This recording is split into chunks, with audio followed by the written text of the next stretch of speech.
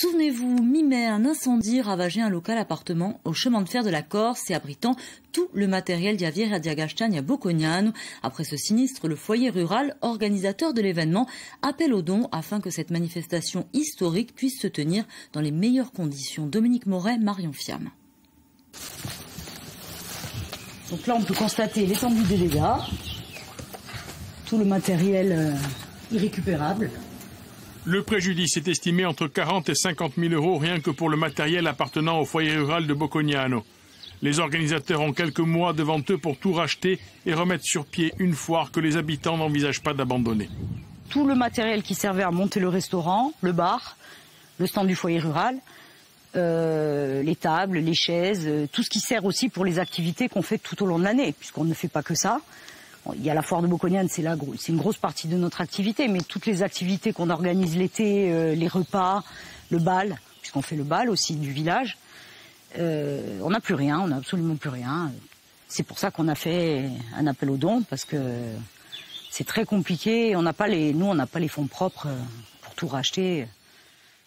Pour participer à l'appel aux dons en ligne, il suffit de taper Hello Asso Foyer Rural ou Gastagne sur un moteur de recherche, puis suivre les indications. L'incendie s'est déclaré dans la nuit du 18 au 19 mai. L'association a porté plainte contre X.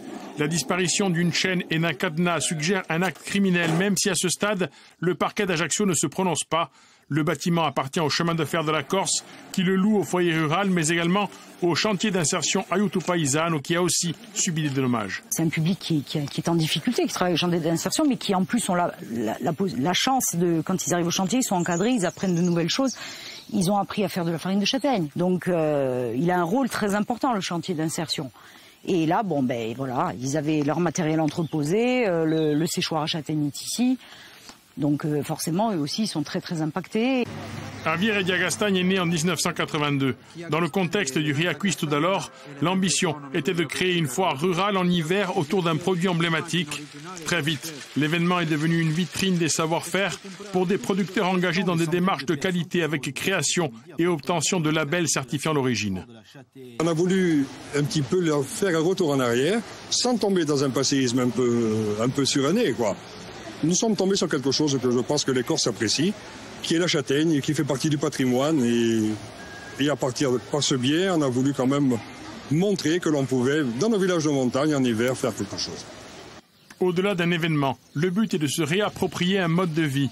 En 2009, une convention a été passée avec la pépinière de Castelluccio pour réintroduire le châtaignier.